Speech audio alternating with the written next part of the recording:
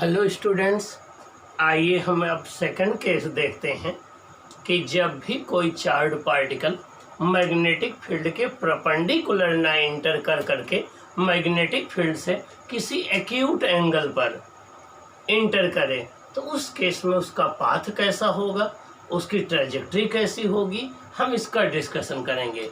Means आपने इसके previous class में देखा कि जब भी charge particle transverse magnetic field means perpendicular magnetic field में मूव करता है तो वो या तो क्लॉकवाइज सर्कल बनाएगा या एंटी क्लॉकवाइज सर्कल बनाएगा।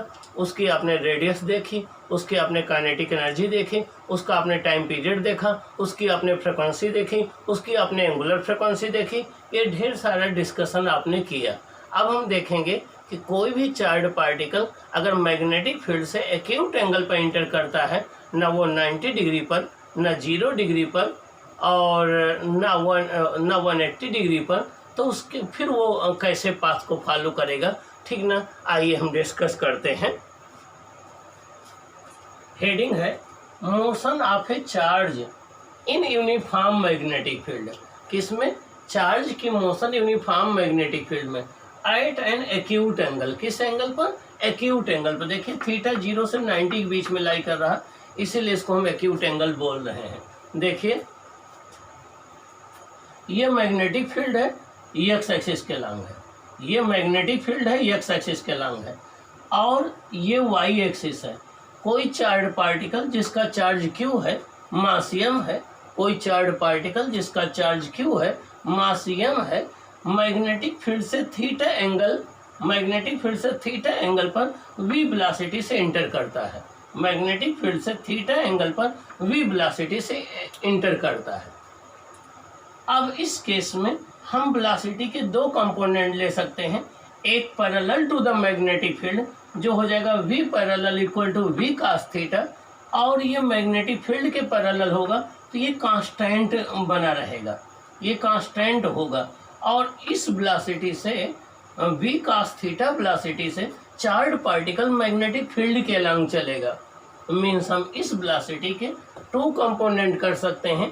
एक मैग्नेटिक फील्ड के पैरेलल कंपोनेंट, ये v पैरेलल हो जाएगा v cos थीटा, और इस कांस्टेंट वेलोसिटी से ये चार्ज पार्टिकल मैग्नेटिक फील्ड के अलॉन्ग चलेगा जो कि x एक्सिस के अलॉन्ग है।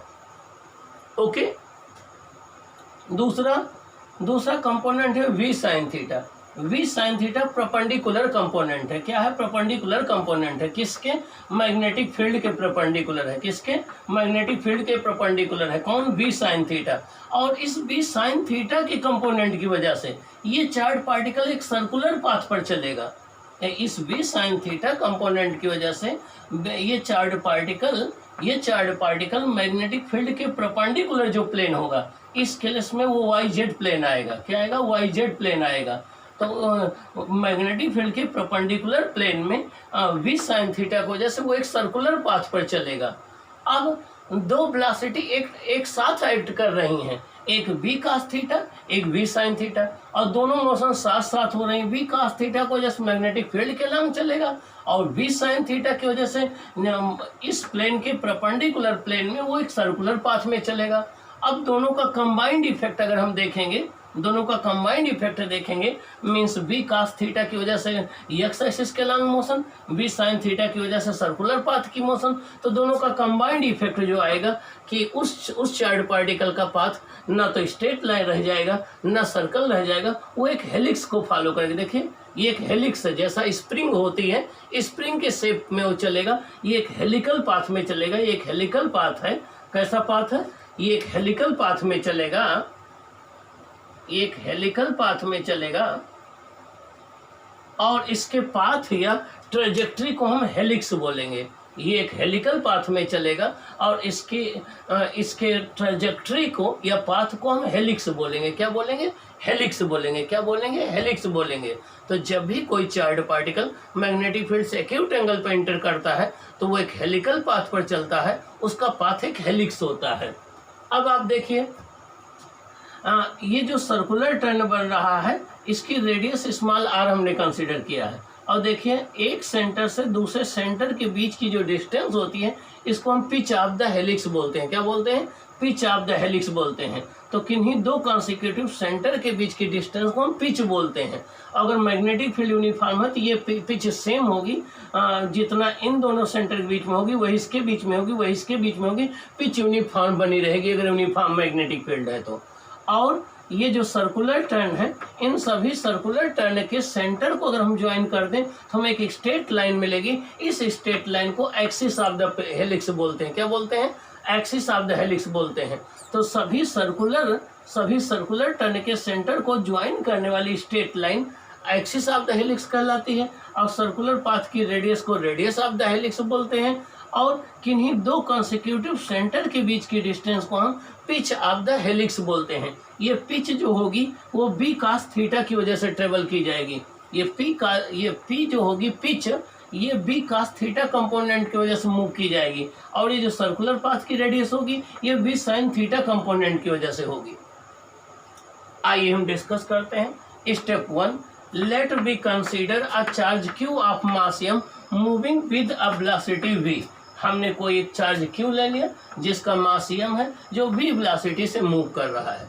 हमने एक चार्ज क्यू कंसीडर कर लिया जिसका मास m है, जो v वेलोसिटी से मैग्नेटिक फील्ड से मूव कर रहा है at an angle theta with the direction of the magnetic field b। Means हमने एक चार्ज पार्टिकल कंसीडर किया जिसका चार्ज क्यू है, जिसका मास m है, जो मैग्नेटिक फील्ड से थीटा एंगल पर जो है मूव कर रहा है। Okay, in this case we can resolve the velocity of the charge along and perpendicular to the field।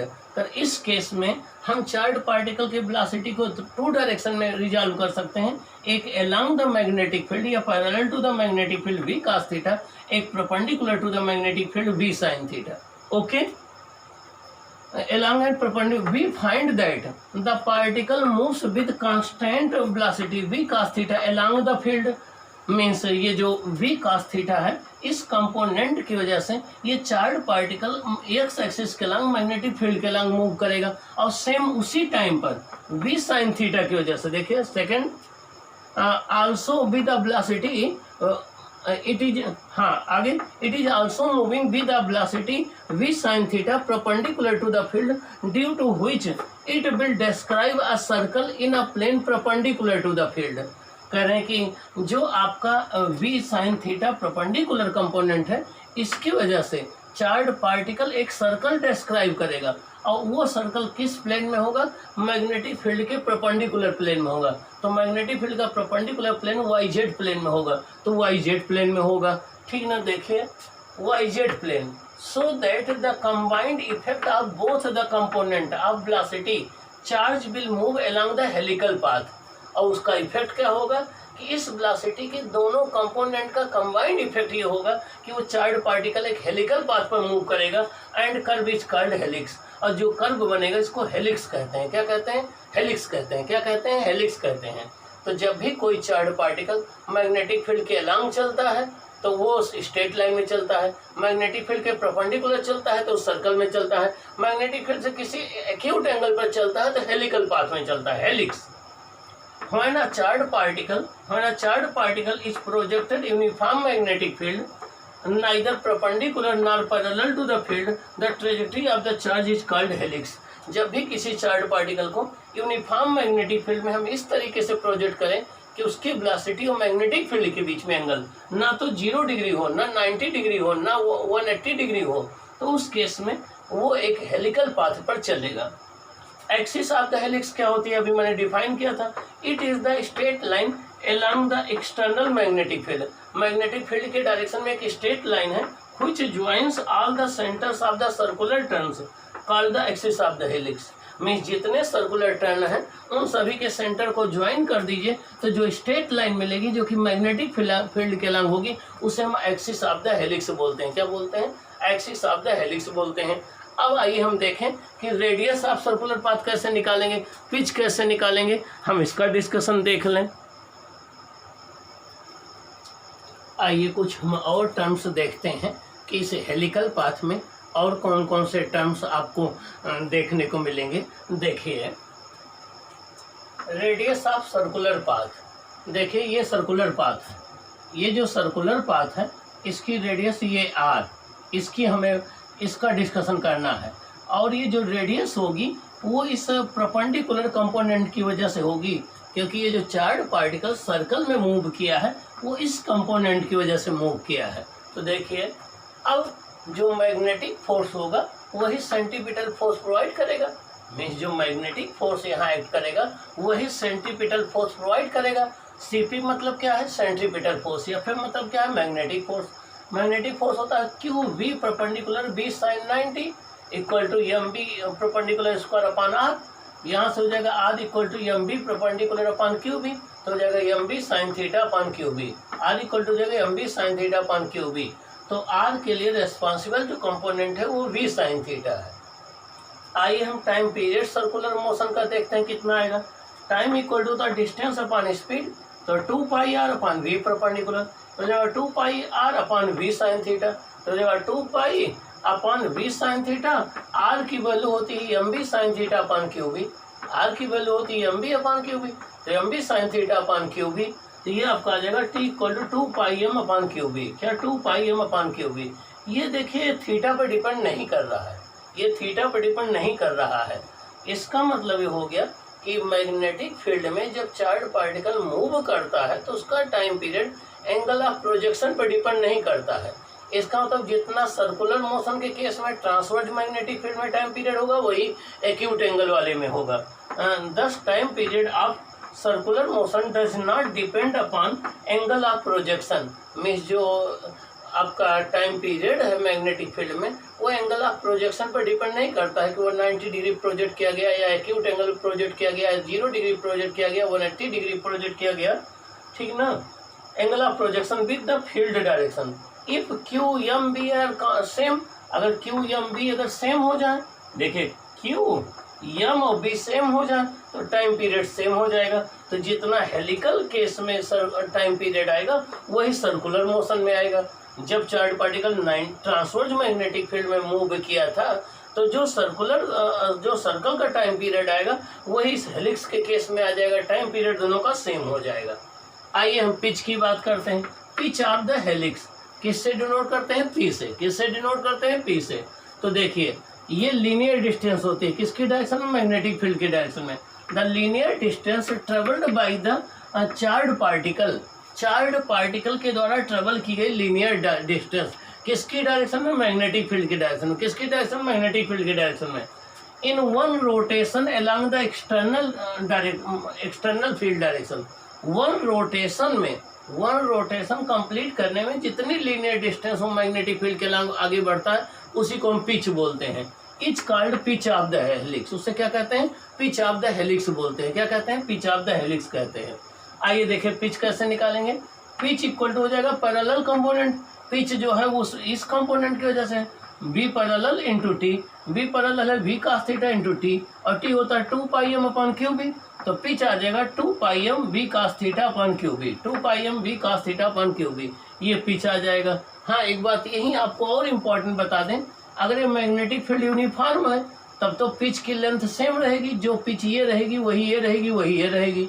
लेकिन अगर मैग्नेटिक फील्ड नॉन यूनिफॉर्म है तो उस केस में सभी पिच की लेंथ सेम नहीं रहेगी, सभी पिच की लेंथ सेम नहीं रहेगी। If B is uniform all pitch will be of same, otherwise they will be of different length. अगर ये मैग्नेटिक फील्ड नॉन यूनिफॉर्म आ जाएगा तो पिच जो है यूनिफॉर्म नहीं रहेगी, फिर पिच की लेंथ चेंज होती जाएगी। Okay okay good.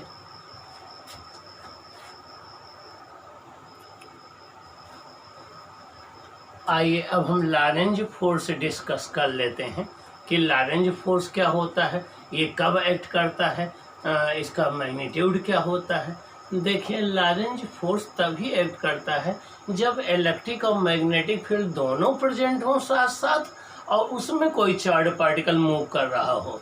तो जब भी कोई चार्ज पार्टिकल इलेक्ट्रिक फील्ड में एक ऐसे रीजन में मूव कर रहा हो जहाँ पर इलेक्ट्रिक फील्ड और मैग्नेटिक फील्ड दोनों प्रेजेंट हों तो उस पर इलेक्ट्रिक फोर्स भी एक्ट करता है, मैग्नेटिक फोर्स भी एक्ट करता है और इन दोनों का जितना रिजल्टेंट फोर्स होता है उसी को हम लॉरेंज फोर्स या इलेक्ट्रोमैग्नेटिक फोर्स कहते हैं। तो जब when a charge particle moves in a region where both magnetic field and electric field both are present, then it experiences both electric force and magnetic force. and the resultant of these two forces is called the electromagnetic force or Lagrange force। तो जब भी कोई charge particle एक ऐसा reason से गुजर रहा हो जहाँ पर इलेक्ट्रिक फील्ड और मैग्नेटिक फील्ड दोनों प्रेजेंट हों, तो वो दोनों फोर्स एक्सपीरियंस करेगा, मैग्नेटिक फोर्स भी और इलेक्ट्रिक फोर्स भी।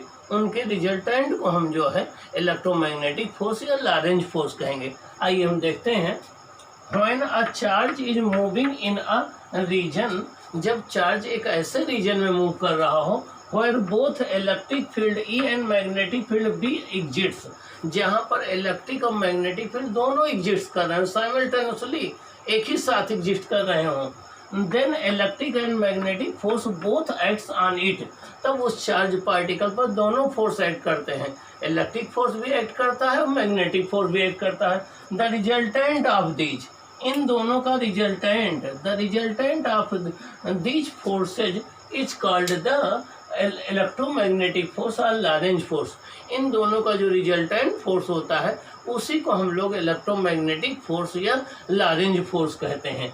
आइए देखें, एफएल मतलब Lorentz force equal to electric force plus magnetic force, तो एफएल इक्वल टू हो जाएगा plus minus q electric field vector E plus v cross B. तो ये लैरेंज फोर्स का फॉर्मूला हो जाता है। क्या हो जाता है? लैरेंज फोर्स का फॉर्मूला। और ये दोनों फील्ड के प्रेजेंट होने पर ही एक्ट करेगा। ओके, अब आइए हम देखें कि जब भी कोई चार्ज पार्टिकल मैग्नेटिक फील्ड के परपेंडिकुलर मूव कर रहा हो तो उस पर जो मैग्नेटिक फोर्स एक्ट करेगा उसकी डायरेक्शन कैसे फाइंड आउट करें। इसका डायरेक्शन फाइंड आउट करने का दो तरीका है, एक फ्लेमिंग लेफ्ट हैंड रूल। तो Fleming F force left hand rule, तो फ्लेमिंग का लेफ्ट हैंड रूल जो है वो मैग्नेटिक फोर्स की डायरेक्शन को फाइंड आउट करने के लिए करते हैं। दूसरा है आपका राइट हैंड पाम रूल, दूसरा है राइट हैंड पाम रूल। तो आइए पहले फ्लेमिंग के लेफ्ट हैंड रूल की हम बात कर लेते हैं। When a charge moves in transverse magnetic field, then the direction of magnetic force can be find out by the following rule। जब भी कोई charge particle perpendicular magnetic field में मूव कर रहा हो तो हम एक फ्लेमिंग लेफ्ट हैंड रूल का यूज करते हैं, एक राइट हैंड पाम रूल का यूज करते हैं। आइए देखें, फ्लेमिंग का लेफ्ट हैंड रूल ये कहता है कि अगर हम तीनों फिंगर्स को इस तरीके से स्ट्रेच करें कि 4 फिंगर मैग्नेटिक फील्ड के डायरेक्शन हो। देखिए ये 4 फिंगर है, ये आपकी 4 फिंगर है, ये देखिए मैग्नेटिक फील्ड की डायरेक्शन में हो, और middle finger direction of motion of positive charge हो, ये direction of motion of positive charge हो, तब thumb gives the direction of the magnetic force. Thumb जो है हमें मैग्नेटिक फोर्स की डायरेक्शन देगा। मीन्स ये मैग्नेटिक फील्ड की डायरेक्शन में हो, ये पॉजिटिव चार्ज की मोशन की डायरेक्शन में हो, तो थंब हमें जो है मैग्नेटिक फोर्स की डायरेक्शन दे देगा। ये फ्लेमिंग लेफ्ट हैंड रूल कहलाता है, फ्लेमिंग लेफ्ट फोर्स। तो फ्लेमिंग का left hand rule magnetic force की डायरेक्शन फाइंड आउट करने के लिए यूज किया जाता है। अगला राइट हैंड पाम रूल देख लें। राइट हैंड पाम रूल क्या कहता है कि थंब को किस डायरेक्शन में हो, in the direction of motion of positive charge कर दे। क्या कर दे? In the direction of motion of the positive charge कर दे। किधर? Direction of motion of the positive charge कर दें, और जिधर पॉजिटिव चार्ज मूव करेगा उधर ही करंट फ्लो करेगी। और फिंगर किधर हो? मैग्नेटिक फील्ड की डायरेक्शन में। फिंगर किधर हो? मैग्नेटिक फील्ड की डायरेक्शन में हो। और ये जो है आपके, ये किधर हो? ये हो direction of motion of positive charge की डायरेक्शन में। तो palm gives the direction of magnetic force. तो जो हमारी पाम है इस पर जो परपेंडिकुलर होगा वो मैग्नेटिक फोर्स की डायरेक्शन को देगा। क्या देगा? जो पाम पर परपेंडिकुलर ड्रा किया जाएगा वो जो है मैग्नेटिक फोर्स की डायरेक्शन को देगा। एक राइट हैंड पाम रूल से आप फाइंड आउट कर सकते हैं, एक फ्लेमिंग लेफ्ट हैंड रूल से आप मैग्नेटिक फोर्स की डायरेक्शन को फाइंड आउट कर सकते हैं। ओके,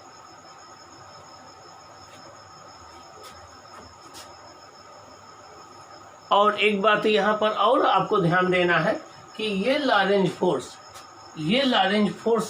जो एक्ट कर रहा है, और इस लैरेंज फोर्स का यूज हम लोग जो है वो आगे वेलोसिटी सेलेक्टर में करेंगे। वेलोसिटी सेलेक्टर क्या है? वहाँ पर इलेक्ट्रिक फील्ड भी प्रेजेंट होगा, मैग्नेटिक फील्ड भी प्रेजेंट होगा, और फिर हम उस पर नेट फोर्स निकालेंगे। उस नेट फोर्स को जीरो कर करके फिर हम कंडीशन डिराइव करेंगे। तो लैरेंज फोर्स का यूज अभी हम जब वेलोसिटी सेलेक्टर डिस्कस करेंगे तो हम लैरेंज फोर्स का कॉन्सेप्ट वहाँ भी अप्लाई करेंगे।